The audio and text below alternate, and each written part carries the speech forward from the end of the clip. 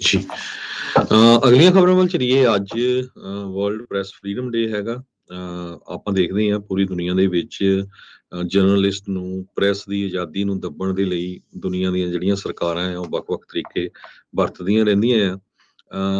ਅੱਜ ਦੇ ਦਿਨ ਦੇ ਸੰਬੰਧ ਦੇ ਵਿੱਚ UN ਨੇ ਇਹ ਦੱਸਿਆ ਆ ਵੀ ਜੋ ਜਰਨਲਿਸਟ ਦੇ ਅਗੇਂਸਟ ਵਾਪਰ ਰਿਹਾ ਆ, ਜਿੱਦਾਂ ਦੇ ਡੈਡਲੀ ਅਟੈਕਸ ਹੋ ਰਹੇ ਆ, ਉਹ ਅਨਬਲੀਵੇਬਲ ਹੈਗੇ ਆ। UN ਦੇ ਸੈਕਟਰੀ ਜਨਰਲ ਐਂਟੋਨੀਓ ਗੁਟਰੇਸ ਉਹਨਾਂ ਨੇ ਇਹ ਕਿਹਾ ਵੀ 2022 ਦੇ ਵਿੱਚ 50% ਜਰਨਲਿਸਟ ਜਿਨ੍ਹਾਂ ਦੀ ਮੌਤ ਹੋਈ ਆ ਉਹਨਾਂ ਦਾ ਵਾਧਾ ਹੋਇਆ ਆ ਪਿਛਲੇ 2021 ਨਾਲੋਂ। ਸੋ 86 ਦੇ ਕਰੀਬ ਜਰਨਲਿਸਟ 2022 ਦੇ ਵਿੱਚ ਮਾਰੇ ਗਏ ਆ। ਕਹਿੰਦੇ ਪਈ ਜੇ ਕਾਊਂਟ ਕਰੀਏ ਹਰ 4 ਦਿਨਾਂ ਦੇ ਪਿੱਛੋਂ ਇੱਕ ਜਰਨਲਿਸਟ ਮਰਦਾ। 2021 ਦੇ ਵਿੱਚ 55 ਕਿਲਿੰਗ ਹੋਈਆਂ ਸੀਆਂ। 2023 ਦੇ ਹਜੇ ਤੱਕ ਇਹ ਫਿਗਰ ਆਏ ਨਹੀਂ ਹੈਗੇ। ਆਪਾਂ ਦੇਖਿਆ ਬਹੁਤ ਸਾਰੇ ਮੁਲਕਾਂ ਦੇ ਵਿੱਚ ਜਰਨਲਿਸਟ ਦੀ, ਪ੍ਰੈਸ ਦੀ ਆਜ਼ਾਦੀ ਤੇ ਕੀ ਹੁੰਦਾ ਹੈਗਾ ਆ।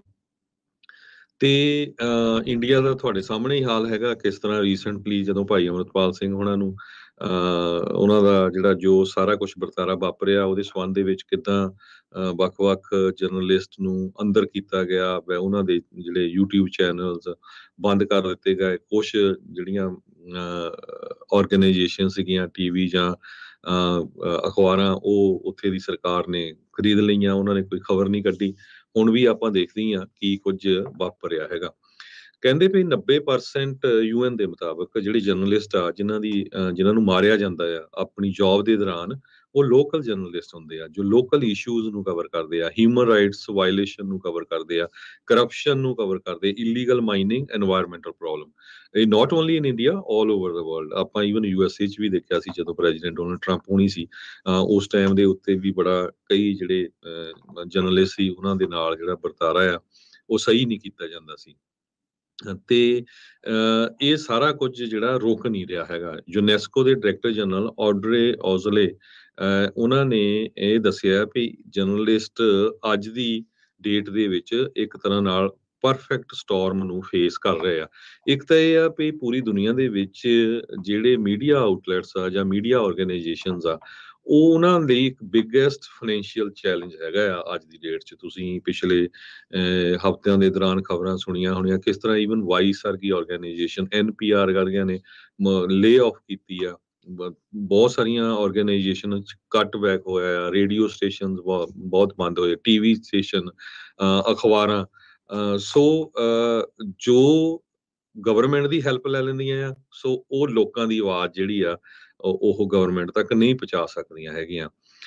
ਕਹਿੰਦੇ ਵੀ ਅਸੀਂ ਇਕੱਲਾ ਫਿਜ਼ੀਕਲ ਅਟੈਕ ਦੀ ਗੱਲ ਨਹੀਂ ਕਰਦੇ ਹੈਗੇ। ਆਨਲਾਈਨ ਦੇ ਉੱਤੇ ਕਿੰਨੀਆਂ ਥ੍ਰੈਟਸ ਹੁੰਦੀਆਂ ਆ। ਵੂਮਨ ਜਰਨਲਿਸਟ ਨੂੰ ਸਾਈਕੋਲੋਜੀਕਲੀ, ਲੀਗਲੀ ਅਟੈਕ ਕੀਤਾ ਜਾਂਦਾ ਆ। ਜਿਹੜੇ ਨਵੇਂ ਪੋਲ ਆਏ ਆ ਉਹਦੇ ਮੁਤਾਬਕ 75% ਅਮਰੀਕਨ ਬਿਲੀਵ ਕਰਦੇ ਆ ਵੀ ਜਿਹੜਾ ਨਿਊਜ਼ ਮੀਡੀਆ ਆ ਪੋਲੀਟੀਕਲ ਪੋਲਰਾਈਜੇਸ਼ਨ ਜੋ ਮੁਲਕ 'ਚ ਹੋ ਰਹੀ ਆ ਉਹਨੂੰ ਵਧਾ ਵੀ ਰਿਹਾ ਹੈਗਾ ਆ। ਵਾਲ ਸਟਰੀਟ ਜਰਨਲ ਨੇ UN ਦੀ ਜਿਹੜੀ ਸਪੈਸ਼ਲ ਰੈਪਚਰ ਜਾਂ ਔਨ ਫਰੀडम ਆਫ ਐਕਸਪ੍ਰੈਸ਼ਨ ਦੇ ਸੰਬੰਧ ਦੇ ਵਿੱਚ ਇਹ ਕਿਹਾ ਆ ਵੀ ਜੋ ਰਸ਼ੀਆ ਦੇ ਵਿੱਚ ਰਿਪੋਰਟਰ ਈਵਨ ਗਾਸ਼ੋਵਿਚ ਨੂੰ ਅਰੈਸਟ ਕੀਤਾ ਗਿਆ, ਉਹਦਾ ਜਿਹੜਾ ਇਸ਼ੂ ਲਿਆਉਣਾ ਚਾਹੀਦਾ, ਉਹਨੂੰ ਇਮੀਡੀਏਟਲੀ ਜਿਹੜਾ ਰਿਹਾ ਕਰਾਉਣਾ ਚਾਹੀਦਾ ਹੈਗਾ। ਕਹਿੰਦੇ ਪਈ AG ਸ਼ੁਲਜ਼ਬਰਗਰ ਜੋ ਨਿਊਯਾਰਕ ਟਾਈਮ ਦੇ UN ਹੈੱਡਕੁਆਰਟਰਸ ਦੇ ਵਿੱਚ ਕੰਮ ਕਰਦੇ ਆ, ਉਹਨਾਂ ਨੇ ਕਿਹਾ ਵੀ ਜਰਨਲਿਸਟ ਤੋਂ ਬਿਨਾਂ ਤੁਹਾਡੇ ਤੱਕ ਨਿਊਜ਼ ਨਹੀਂ ਪਹੁੰਚ ਸਕਦੀ ਹੈਗੀ। ਇਨਫੋਰਮੇਸ਼ਨ ਜਿਹੜੀ ਆ ਲੋਕਾਂ ਨੂੰ ਚਾਹੀਦੀ ਆ ਉਹ ਨਹੀਂ ਪਹੁੰਚ ਸਕਦੀ ਹੈਗੀ। ਇਹ ਇੱਕ ਤਰ੍ਹਾਂ ਦੇ ਨਾਲ ਕਹਿੰਦੇ ਸਿਵਲ ਬੌਂਡ ਹੈਗਾ ਆ ਡੈਮੋਕ੍ਰੇਸੀ ਨੂੰ ਬਿਲਕੁਲ ਸਟਰੋਂਗ ਰੱਖਣ ਦੇ ਲਈ। ਪਰ ਇਹਦੇ ਵਿੱਚ ਟਰਸਟ ਹੋਣਾ ਬਹੁਤ ਜ਼ਰੂਰੀ ਆ। ਦੂਜੀ ਗੱਲ ਇਹ ਆ ਵੀ ਬਹੁਤ ਸਾਰੇ ਜਿਹੜੇ ਅਖਬਾਰਾਂ, ਰੇਡੀਓ, ਟੀਵੀਜ਼, ਉਹਨਾਂ ਦਾ ਵੀ ਫਰਜ਼ ਬਣਦਾ ਹੈ ਵੀ ਉਹ ਲੋਕਾਂ ਤੱਕ ਜਿਹੜੀ ਸਹੀ ਖਬਰ ਆ ਉਹ ਪਹੁੰਚਾਉਣ। ਇਹ ਨਾ ਹੋਵੇ ਵੀ ਜਿਹੜੇ ਗੌਰਮੈਂਟ ਜਿਨ੍ਹਾਂ ਨੂੰ ਪੈਸੇ ਦੇ ਰਹੀ ਹੈਗੀ ਆ ਵੀ ਉਹ ਖਬਰ ਬਾਹਰ ਨਾ ਹੀ ਕੱਢਣ। ਬਿਲਕੁਲ। ਫਰੀडम ਇੰਡੈਕਸ ਬਹੁਤ ਸਾਰੇ ਸੂਬਿਆਂ ਦਾ ਬਹੁਤ ਸਾਰੇ ਮੁਲਕਾਂ ਦਾ ਉਹ ਥੱਲੇ ਨੂੰ ਗਿਆ ਹੈਗਾ ਆ। ਲੋਐਸਟ 20 ਦੇ ਵਿੱਚ ਰੂਸ ਜਿਹੜਾ ਆ ਉਹ ਪਹੁੰਚ ਚੁੱਕਾ ਆ ਮੀਡੀਆ ਫਰੀडम ਦੇ ਹਾਲਾਤ ਦੇ ਵਿੱਚ। ਇਹ ਜਿਹੜੀ ਸੰਸਥਾ ਜਿਹੜੀ ਜਰਨਲਿਜ਼ਮ ਦੇ ਨਾਲ ਸੰਬੰਧਿਤ ਇਹ ਮੀਡੀਆ ਫਰੀडम ਇੰਡੈਕਸ ਪੇਸ਼ ਕਰਦੀ ਆ, world press freedom index report, ਉਹਨਾਂ ਨੇ ਕਿਹਾ ਵੀ ਮੁਲਕਾਂ ਭਰ ਦੇ ਵਿੱਚ, ਦੁਨੀਆ ਦੇ ਮੁਲਕਾਂ ਦੇ ਵਿੱਚ ਇਸ ਟਾਈਮ ਸਥਿਤੀ ਮਾੜੀ ਆ ਮੀਡੀਆ ਦੀ ਫਰੀडम ਨੂੰ ਉਹ ਲੈ ਕੇ। ਸੋ 31 ਮੁਲਕ ਅਜਿਹੇ ਉਹਨਾਂ ਨੇ ਦੱਸੇ ਆ ਵੀ ਜਿੱਥੇ ਪ੍ਰੈਸ ਦੀ ਫਰੀडम ਨਾਂ ਦੀ ਇੱਕ ਹਿਸਾਬ ਦੇ ਨਾਲ ਚੀਜ਼ ਹੀ ਨਹੀਂ ਆ, ਬਹੁਤ ਸੀਰੀਅਸ ਸਿਚੁਏਸ਼ਨ ਬਣੀ ਹੈਗੀ ਆ।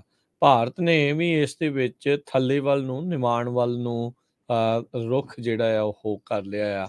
ਜਰਮਨੀ, ਰੂਸ ਦੇ ਵਿੱਚ ਵੀ ਇਹ ਆંકੜਿਆਂ ਦੇ ਵਿੱਚ ਇਹ 'ਚ ਥੱਲੇ ਨੂੰ ਜਿਹੜਾ ਉਹ ਜਾ ਰਹੇ ਹੈਗੇ ਆ। ਸੋ ਕਾਫੀ ਪੋਲਰਾਈਜੇਸ਼ਨ ਇਸ ਟਾਈਮ ਜਿੱਦਾਂ ਆਪਾਂ ਦੱਸ ਰਹੇ ਹਾਂ ਵੀ ਇਹ ਦੇਖਿਆ ਆ। ਯੂਕਰੇਨ ਦਾ ਆਪਣਾ ਜਿਹਦੇ ਉੱਤੇ ਇਨਵੇਜਨ ਹੋਈ ਆ 106ਵੇਂ ਨੰਬਰ ਤੇ ਆ, ਤੇ ਰੂਸ 155ਵੇਂ ਨੰਬਰ ਤੇ ਆ। ਚੀਨ 175ਵੇਂ ਨੰਬਰ ਦੇ ਉੱਤੇ ਚੱਲ ਰਿਹਾ ਆ। ਡੈਮੋਕ੍ਰੇਸੀ ਦੀ ਮਾਂ ਅਖਵਾਉਣ ਵਾਲੀ ਆਪਣੇ ਆਪ ਨੂੰ ਮੁਲਕ ਨਰਿੰਦਰ ਮੋਦੀ ਵਾਲਾ ਇੰਡੀਆ, ਉਹ 150ਵੇਂ ਨੰਬਰ ਦੇ ਉੱਤੇ ਪਹੁੰਚ ਗਿਆ ਆ।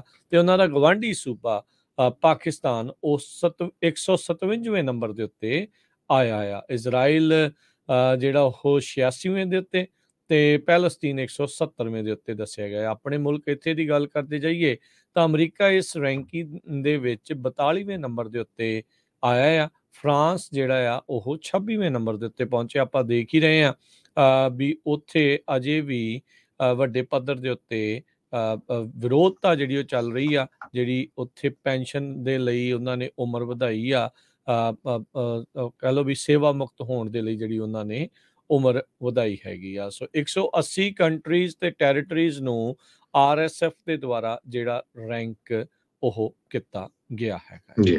ਇੱਕ ਵਾਰ ਫੇਰ ਦੱਸਦੇ ਜਾਈਏ, ਯੂਨਾਈਟਿਡ ਨੇਸ਼ਨ ਦੇ ਚੀਫ ਨੇ ਵਾਰਨਿੰਗ ਦਿੱਤੀ ਆ ਵਰਲਡ ਪ੍ਰੈਸ ਫਰੀडम ਡੇ ਦੇ ਉੱਤੇ ਪੂਰੇ ਦੁਨੀਆ ਦੀਆਂ ਸਰਕਾਰਾਂ ਨੂੰ ਵੀ ਮੀਡੀਆ ਅੱਜ ਦੀ ਡੇਟ ਦੇ ਵਿੱਚ ਅੰਡਰ ਅਟੈਕ ਆ ਇਨ every corner of the world. ਇਹ ਸਾਰੀ ਨੇਸ਼ਨਸ ਨੂੰ ਕਿਹਾ ਆ ਵੀ ਸਟਾਪ ਕਰੋ ਤਾਂ ਕਿ ਜੋ ਸੱਚ ਦੱਸ ਰਹੇ ਹੈਗੇ ਆ ਜਾਂ ਉਹਦੇ ਤੇ ਰਿਪੋਰਟ ਕਰ ਰਹੇ ਆ ਉਹਨਾਂ ਨੂੰ ਟਾਰਗੇਟ ਨਾ ਕੀਤਾ ਜਾਵੇ। ਜੀ ਜੀ। ਸੋ ਨਾਰਵੇ ਜਿਹੜਾ ਹਰਜੋਤ ਸਿੰਘ ਜੀ 7ਵੇਂ ਸਾਲ ਲਗਾਤਾਰ ਇਸ ਰੈਂਕਿੰਗ ਦੇ ਵਿੱਚ ਨੰਬਰ 1 ਦੇ ਉੱਤੇ ਰਿਹਾ ਹੈਗਾ ਆ।